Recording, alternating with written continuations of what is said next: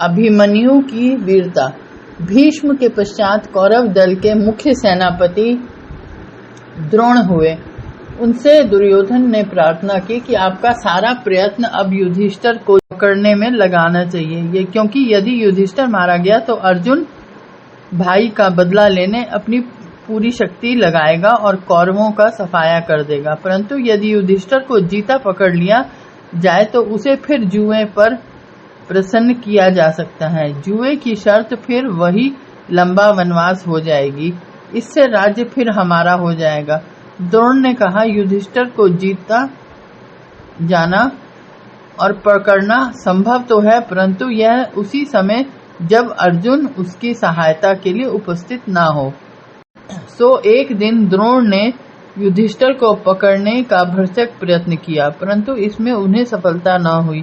दूसरे दिन त्रिगर्त के राजा सत्यरथ ने अपने चारों भाई सत्यवर्मा, सत्यव्रत, सत्येशु, सत्यकर्मा समेत अग्नि को साक्षी कर शपथ खाई कि हम अर्जुन को युद्ध क्षेत्र से परे ललकार कर ले जाएंगे और हटा लेंगे, तब जब उसको मार डालेंगे। त्रिगर्त का पांडवों से पुराना बैर चला आता था। अर्जुन ने उसे कई बार नीचा दिखाया था। इस कसक के निकालने का अब अवसर उनके हाथ आया था। महाभारत में इन शपथ लेने वाले त्रिगर्त बंधुओं को संक्षिप्तक गण कहा है। अर्जुन युधिष्ठिर की रक्षा का भार धृष्टद्युम्न पर डालकर सप्तशंतक गण से लड़ने लगा।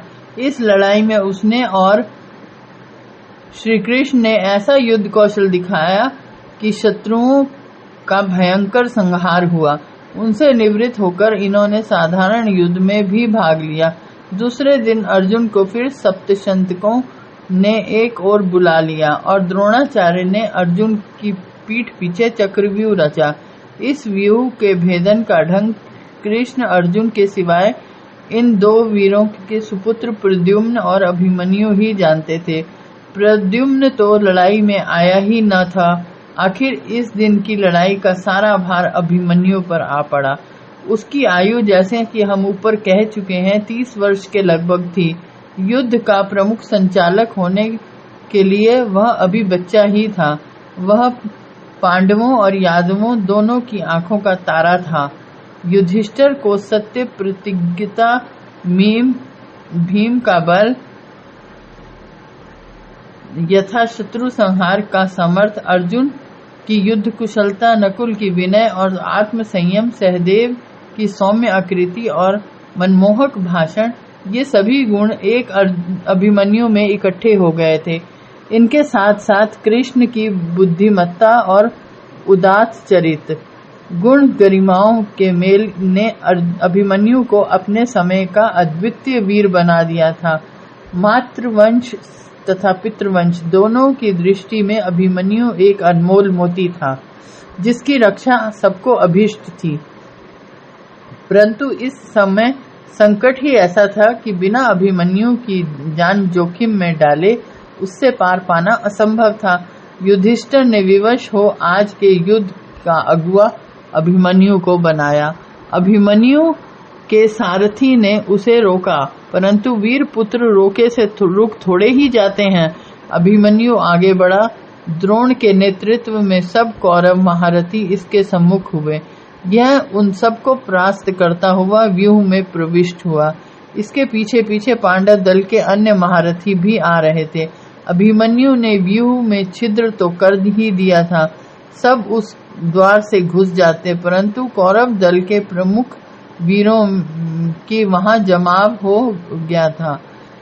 धृतराष्ट्र के जमाता सिंधुराज जयद्रथ पांडवों का बैरी था। भीमसेन ने द्रौपदी के स्वयंवर में नीचा दिखाया था।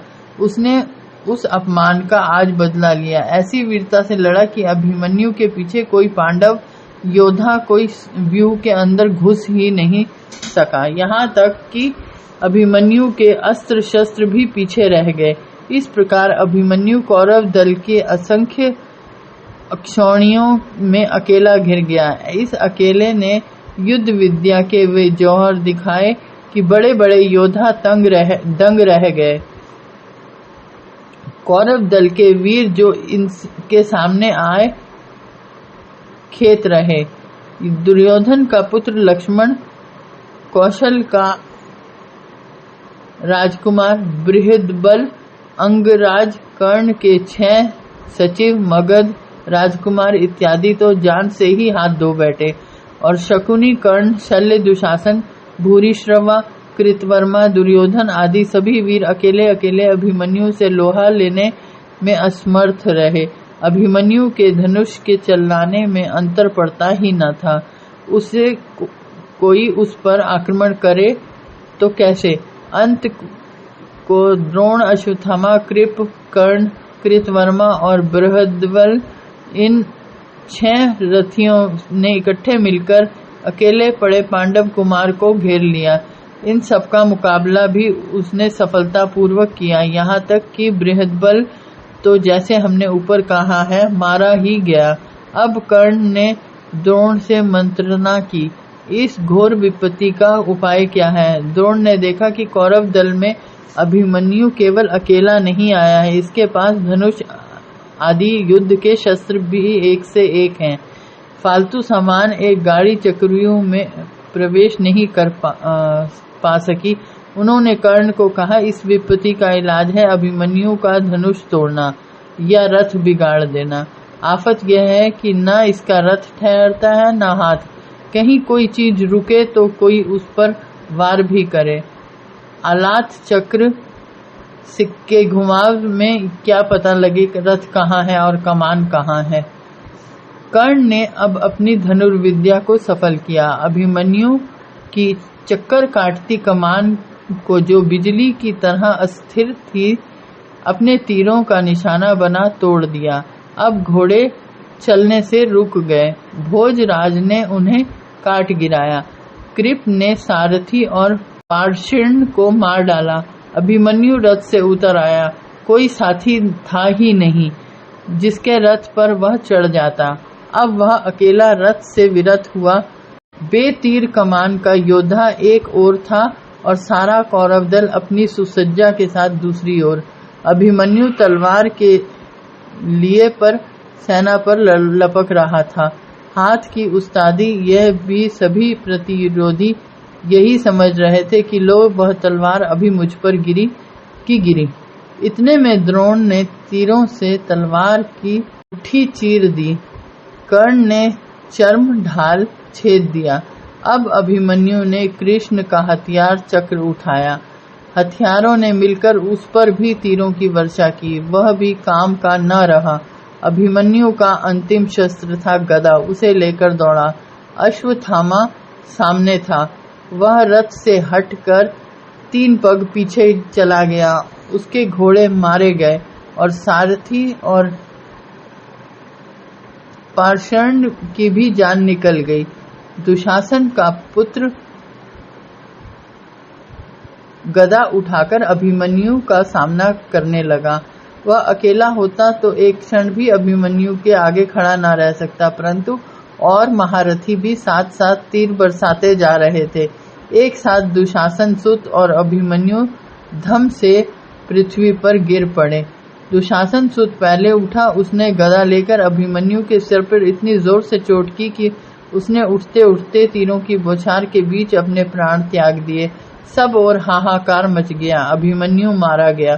सारा दिन इस अकेले बालक ने कौरव दल के वृद्ध तथा युवा वीरों के छक्के छुड़ाए रखे थे। अंत को केवल शस्त्र अभाव के कारण विवश हुआ। उधर धनुर्धर धनुर्धरियों की शर वर्षा को सहन करता था, इधर दुशासन के पुत्र से गदा के 2-2 हाथ करने लगा। इस अवस्था में भी अश्वत्थामा का रथ सारथी आदि मार गिराए और उसे सामने न आने दिया। इस विवशता की दशा में यदि अभिमन्यु युद्ध में आगे ही आगे बढ़ने के स्थान पर पीछे की ओर लौटता तो संभवतः उसकी हत्या न होती और विजय पांडवों की रहती, परंतु अभिमन्यु की शिक्षा में जैसे अर्जुन ने पुत्रवध का विलाप करते हुए बताया था, अभी अपूर्णता थी। चक्रव्यूह के भेदन की उसे प्रवेश विधि तो सिखाई जा चुकी थी और वह स्वयं उसके पिता अर्जुन के द्वारा, परंतु निर्गमन बाहर निकलने की विधि वह अभी नहीं सीखा था। तभी तो महाभारतकार कहते हैं कि अभिमन्यु अभी बच्चा था, गुरु गर्भ से वह अभी निकला ही न था। युद्ध में मानव शस्त्र क्रीड़ा के अभ्यास के लिए आया था।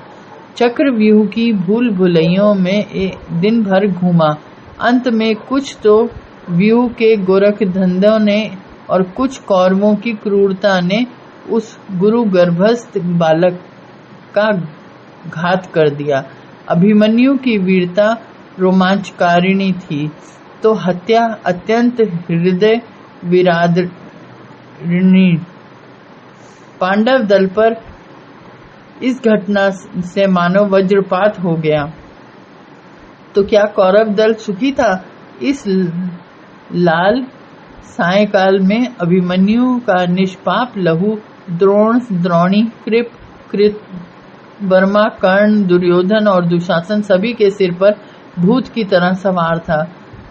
क्षत्रियों के स्थान में कसाई होते तो संभवतः चैन की नींद सो ले सकते थे। काम कसाईयों का सा कर गुजरे थे, परंतु हृदय को क्या करें, वह अभी कसाई न था। विजय पाई सही, परंतु किसने?